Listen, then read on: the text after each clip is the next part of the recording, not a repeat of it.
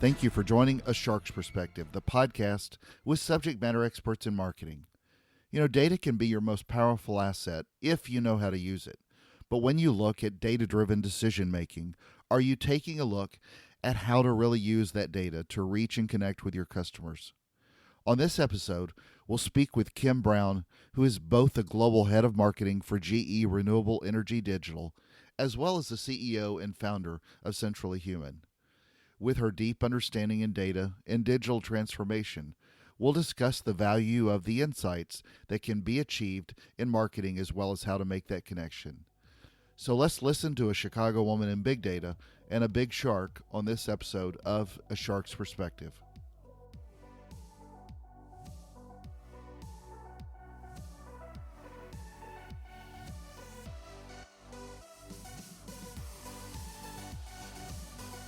Thank you so much, Kim, for joining us on A Shark's Perspective today. And I'd like to talk to you a little bit about your background. You're the CEO of Centrally Human. You're the global head of marketing for GE Renewable Energy Digital. Very impressive background in data and marketing. Tell us a little bit about your career and background and how you achieved these positions. Yeah, thanks so much, Shark. I'm really happy to be here. So I have an interesting story. I came out of publishing, so I was actually in the magazine industry for a while and just fell in love with websites and data and digital. And so around the time of the recession, someone told me about this thing called search engine marketing. And it just blew me away that there's people that sit in an office that write what you see on Google. So as a journalist, I just went in and said, I just want to learn more about this. I want to see this office. And by the end of the conversation, they, had told me that this is something I could absolutely learn and was I interested in working there. So that was when I shifted from the magazine world into marketing and digital marketing. I just fell in love with, again, data and analytics, responding to what consumers are searching for, finding those patterns, and really connecting people with what they really want. So as a former journalist and then as a marketer, that to me was the holy grail, is how do you really get people connected to what they want and using digital and technology as a way to do that. So from the agency land, I worked at Starcom, I worked at Mindshare. I learned about this company called Acxiom, which is where you and I met. And this idea that you can take offline data and start using it online. And so all these, statistical principles that have been used in direct mail for decades, finally the internet was mature enough that you could start using them online or on TV. So I got an opportunity to move over to Acxiom and start building out agency partnerships at that company. And, absolutely just continue to learn. You and I have that in common, right? Always wanting to learn and understand, and how does this work? And for me as a consumer advocate, whether it's B2B or B2C, how do you make sure that you're helping people get what they want when they want it with as little noise as possible and as little waste as possible? So that one-to-one marketing, that people-based marketing was really cool. So after Acxiom, I took a step back and looked at a lot of the companies I worked with, and I started getting phone calls from people that were saying, hey, you're the first person that explained this technology to me in a way I understood. And I never felt like you were trying to sell me anything. I love understanding data. I feel really empowered. Can we have more conversations? And so I really started to realize that up until this point, there was no one really helping brands or agencies understand what data is, how it works, how to connect it. The folks that had all that information were the salespeople that were selling them, technology, really expensive technology or software. And so that's how Centrally Human was born. It was really a belief that I still carry, that at the end of the day, all we're trying to do is make human connections. And digital and data and technology are the means to the end. And so how can you use those as tools and enablers to create those meaningful human connections?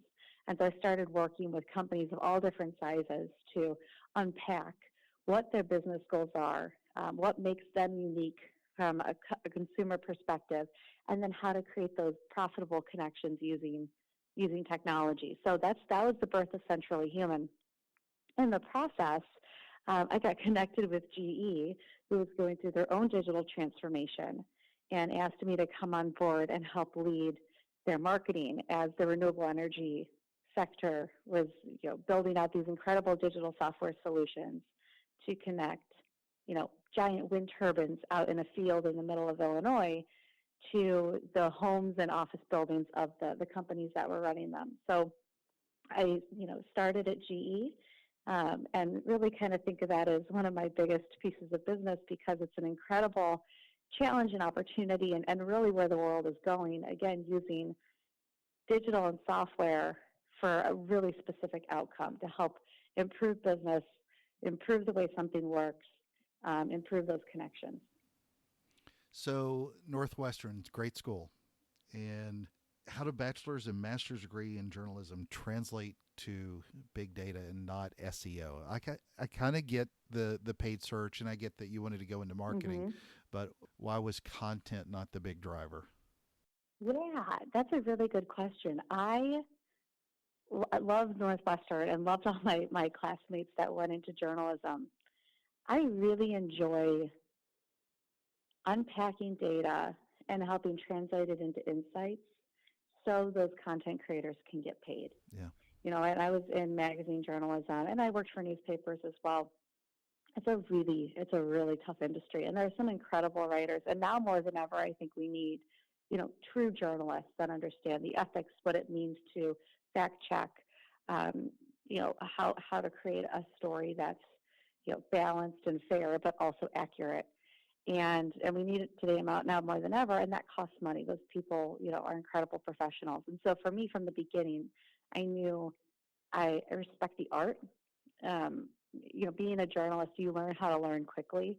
So whether I was writing for a B2B lighting magazine or Self magazine or Esquire magazine, you're putting on a lot of different hats. And you have to learn very quickly for that audience or that topic that you're writing about. And for me, reading the data, figuring out how to collect its story and what it means, what just seemed like more of what I was doing in journalism, how to connect the facts and build the stories, than optimizing the content for eyeballs. I think I have tons of friends in SEO, and I have a huge respect for it, and I know enough to be dangerous with it. But there's just something about the volume and complexity of big data that really attracts me. How do you help an SEO person become more successful? Yeah, exactly. Right? Well, and I always find it fascinating as industries evolve, and people that get journalism degrees, you think they should be fearful because newspapers are dying and the news is changing. But if you see the value of where SEO is in the marketplace, it's amazing how much they're sought after now. People that can write truly good and original content. One other thing you said I found really smart is being able to create insights, which is still, I think, something that whether you come from a journalism degree or some sort of marketing analytics degree, a lot of things that you learn from data that help you be able to create insights for people. And that's still one of the biggest challenges that people have with data, is not being able to really visualize and see the insights that you can extract from data. So as a university lecturer, I know you've done that before as well. What do you tell future marketing students? Yeah, that's a really good point. And I'll just add to that really quickly that I agree with you. It's needed now more than ever. It's really challenging. But also, just with the disruptions happening in industries, whether your company is the disruptor or you're at an established company that's being disrupted, the answers don't exist, right? Because the world is changing. You can't use what you knew before to influence what you're going to do next. Our consumer habits are changing, buying habits are changing. And so being able to truly read and interpret data intelligently, and the answers might be very different than what you were interpreting last year. It takes a lot of intelligence and creativity and insights and a lot of grit, because you don't have all the answers anymore. So it's really fascinating that it continues to be an area that I think is still undervalued, but incredibly critical of what makes companies successful. Yeah. And so actually, to dovetail into what I tell students when I speak with them, it's kind of two parts. One, it's kind of that message, right? That the industry needs diversity in data professionals, regardless of if you become a data scientist, a customer success manager, or an executive or a salesperson. because you all have to advocate for, data to drive insights.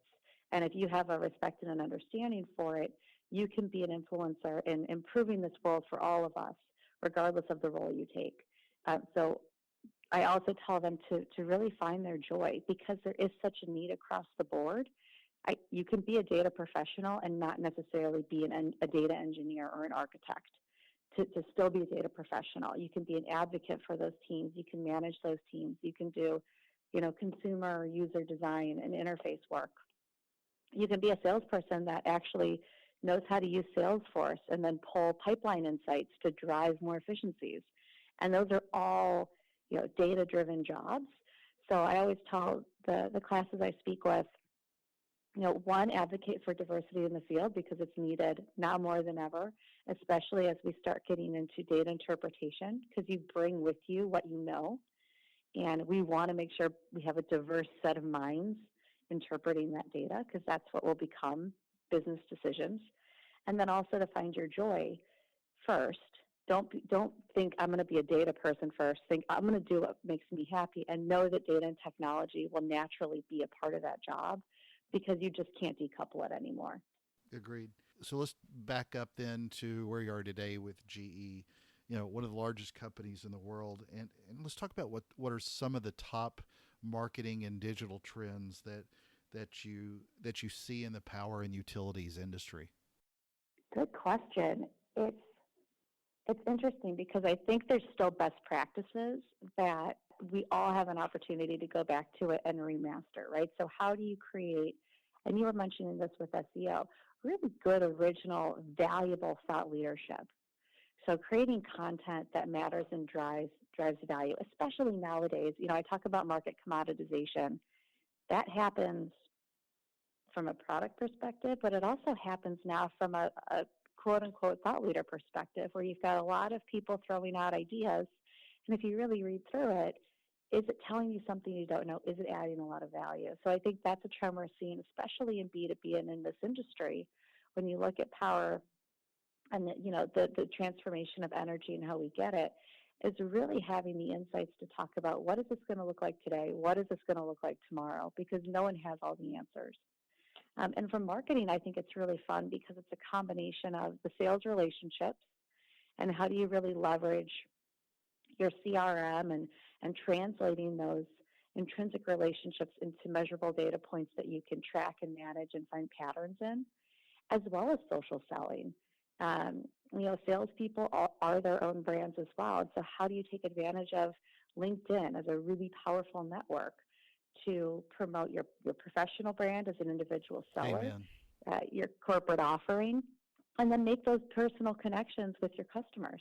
So you've worked in quite a few different industries. What do you sort of see as similarities with utilities as compared to others? I mean, is it, I think one of the things that we've seen, because we worked with a lot of, Fortune 100, 200 brands on campaigns, you see a lot of wonderful people that work within a company that are helping build that company, but companies have to evolve and change is often met with a lot of resistance. There's not that thought leadership, say change leadership, as you were speaking about, and as I tend to often call it, in marketing, adopting different things with SEO or social, or new ways to amplify content or do some new paid search technique. That's typically, I find, different in all kinds of industries. But do you find the power and utilities type industry to be more or less robust from a digital marketing perspective than say others? Yeah, good question, Shark. No, I'm potentially maybe 5-10 years ago, there would have been some considerable differences due to the digital disruption that happens in industries, right? Sure. We saw it, heavily in different industries first. Automotive, power and utilities didn't feel it as quickly as like retail, for example, has felt it. But I think there's more similarities than differences now. There's the managing your cost of learning. Everyone has to, optimize quickly, have test and learn strategies, try and fail.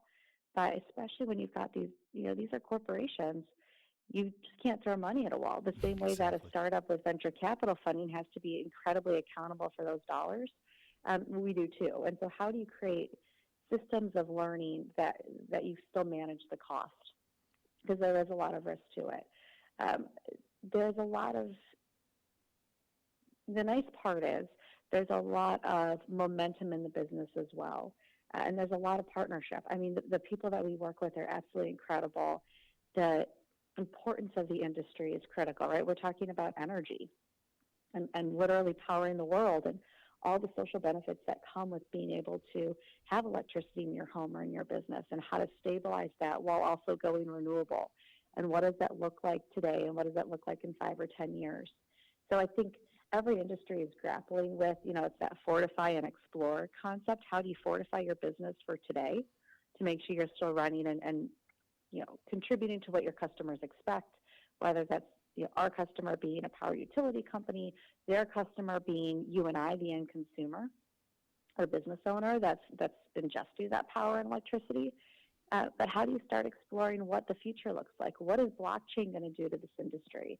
How is that going to work? How can we use machine learning and artificial intelligence to increase the speed of data processing and analytics to get smarter, to empower workers who are going out and climbing these massive wind turbines? How do we empower them to do their jobs better, safer, faster, with data and intelligence? So I think it's really exciting because finally, and I see this across industries, I call it a human-centric era, where the first part of the 2000s, it was just digital for the sake of digital. Let's download apps, let's make landing pages, let's do text messaging because it's new and we have to try it. No one's done it before.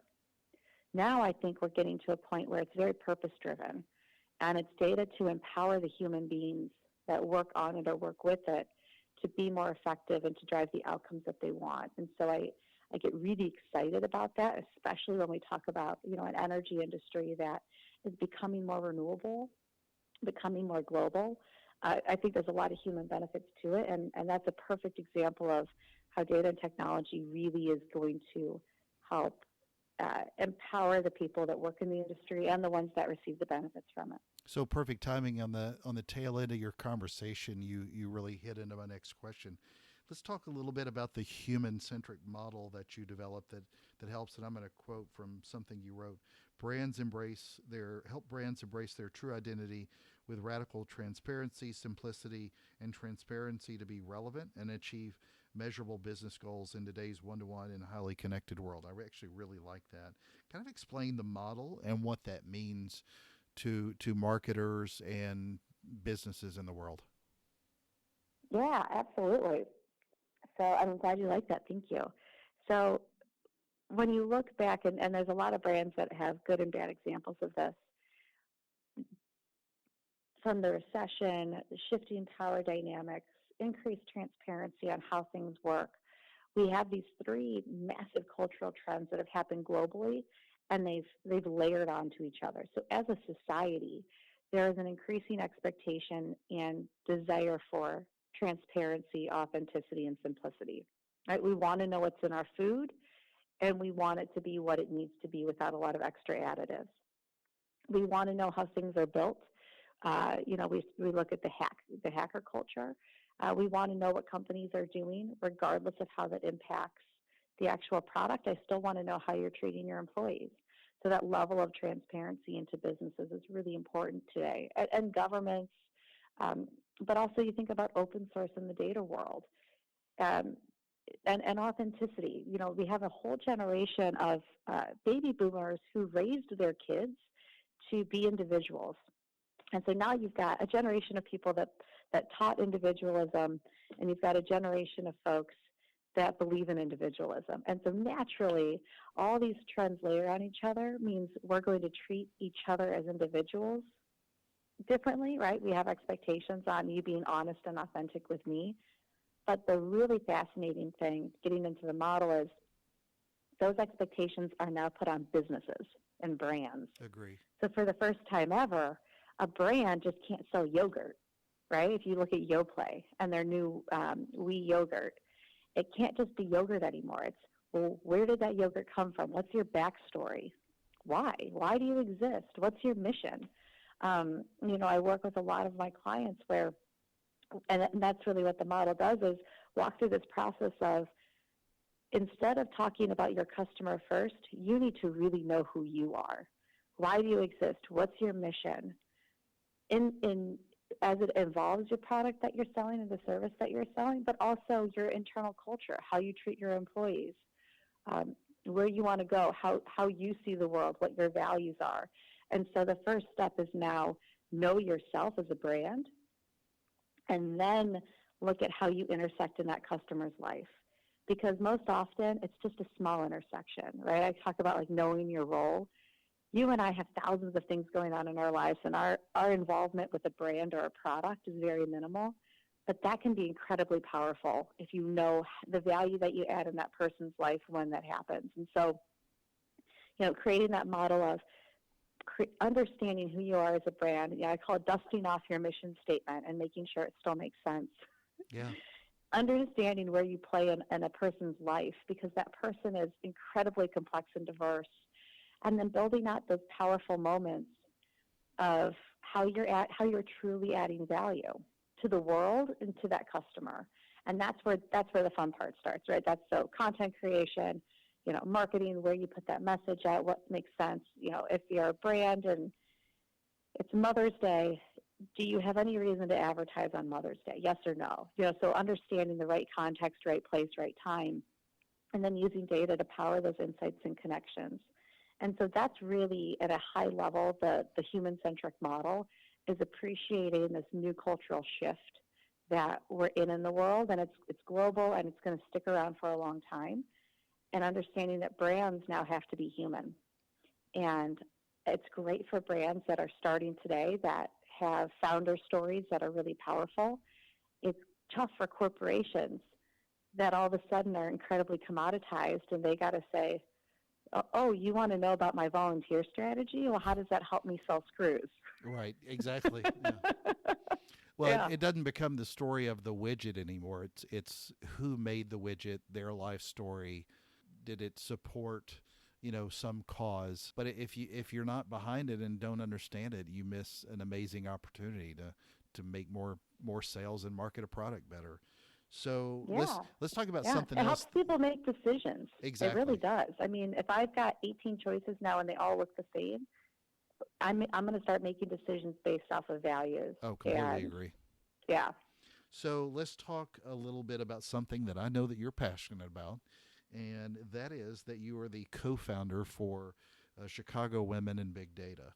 And so what was the reason that you saw that particular need, and how do you see the ability to really empower women more with to get involved and entrench more with big data?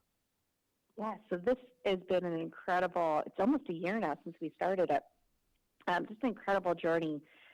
Women in Big Data was started by a group of women out in San Francisco. And I've got a friend of mine who is an incredible data scientist who was traveling for a conference and came back and said, Kim, there's this group called Women in Big Data. You've got to check it out. I think we need it in Chicago.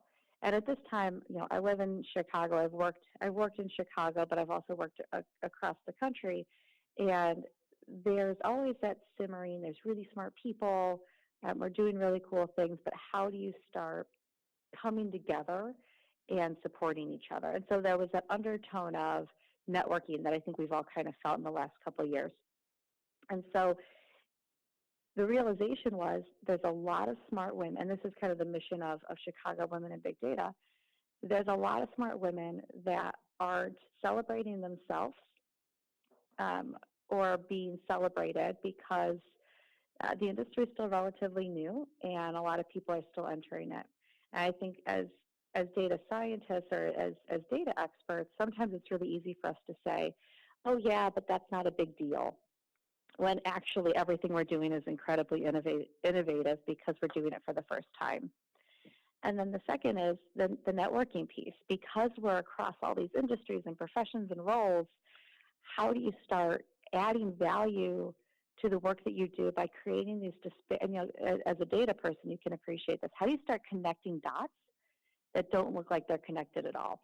And so that networking piece, bringing together this idea of women in big data, regardless of if they're data scientists, engineers, business managers, project managers, UX designers, marketers. Everyone kind of falls into this group. And so we're cutting across industries that had never really talked before. And then celebrating the work that we're doing.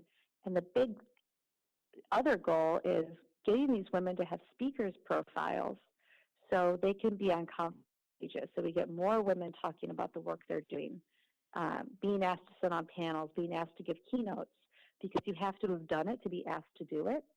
And so really facilitating the opportunities for women in the industry, young or old, to flex their public speaking muscles, do a little bit of bragging, which helps everyone in the industry learn more. The more we learn, the better products we make. The better products we make, the better we as consumers get to enjoy what we're looking for. And also get more women active in the industry and being invited to share those stories on stages. Yeah, I think data is great. It doesn't matter if you're male or female. If ones and zeros only tell a story about data, and it's a great way for people just to get involved. And I'm glad you're doing it. So then from a marketing perspective, walk us through some of the best practices that you see in leveraging data through that digital transformation journey, the brand strategy, and that customer-centric go-to-market solutions. Oh, that's a tough question. Okay, let's see. I think the first one is, and maybe this is now today more than ever, there's so much data.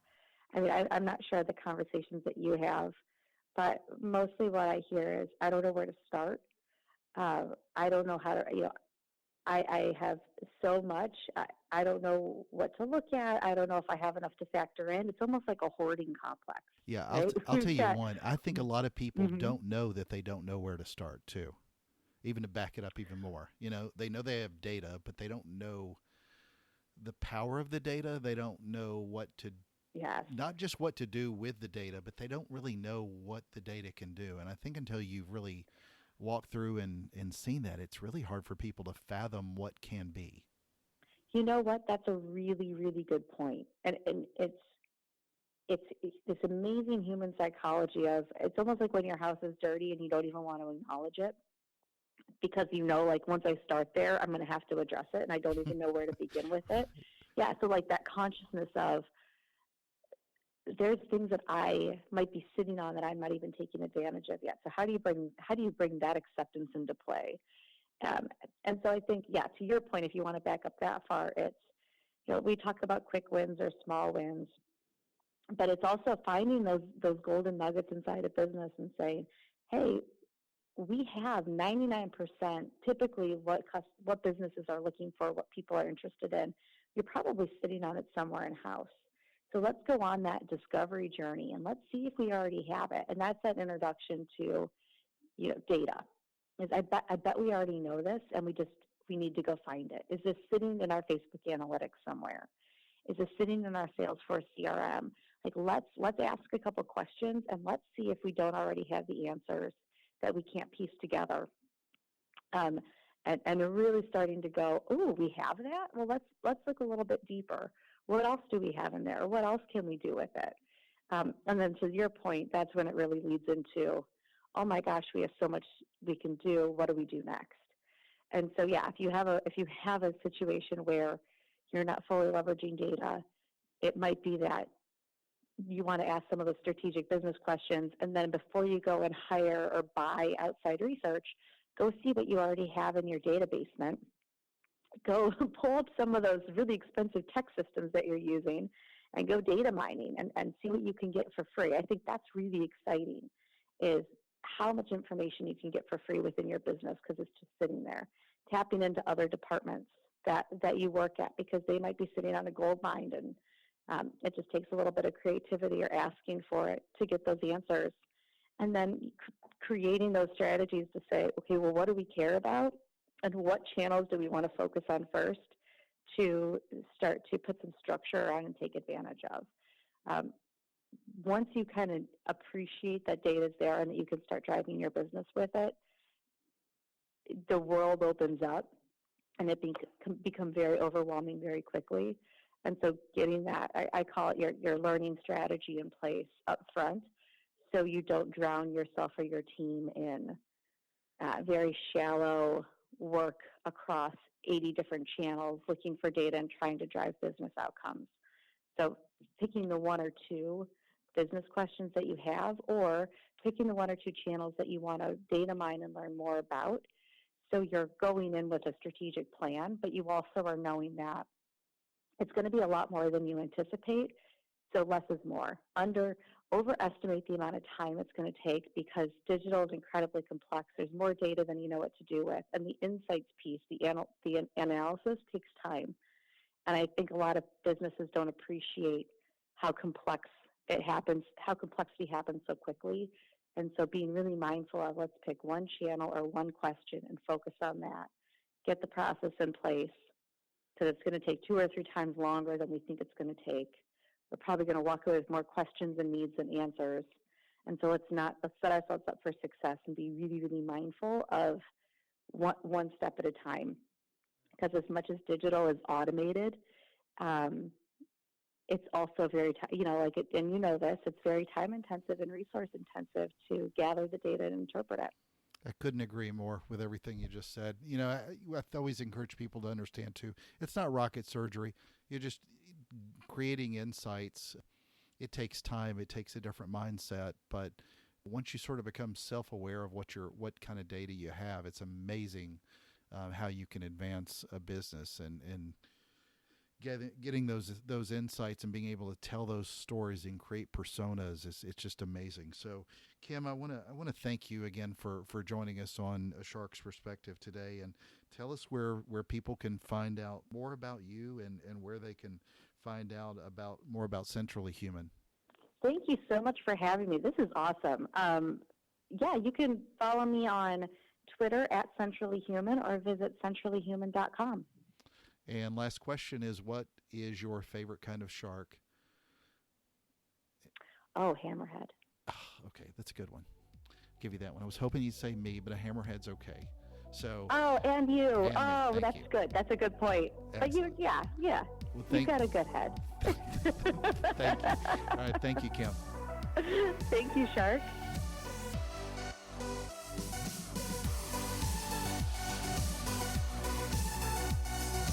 So there was my conversation with Kim Brown, the Global Head of Marketing for GE Renewable Energy Digital, as well as the CEO and founder of Centrally Human. And let's take a look at 3 key takeaways from my conversation with her. First, at the end of the day, all we're trying to do is make human connection. And digital and data and technology are the means to that end. And so how can you use those as tools and enablers to create those meaningful human connections? Second, as a society, there is an increasing expectation and desire for transparency, authenticity, and simplicity. That continues to the business and brand as well. Instead of talking about your customer first, you need to know who you are first as a brand before you intersect with a person's life. Third, you might be sitting on a goldmine of data right now and not even know it if you're not mining the data you have. Know what your strategies and plans are first, look at your data, and then drive your business that way. Got a question? Please feel free to find me on LinkedIn or send an email to kenneth@asharksperspective.com. And thank you so much for taking the time to listen to this show regarding another one of the many components that makes up marketing today. And join us on the next episode of A Shark's Perspective.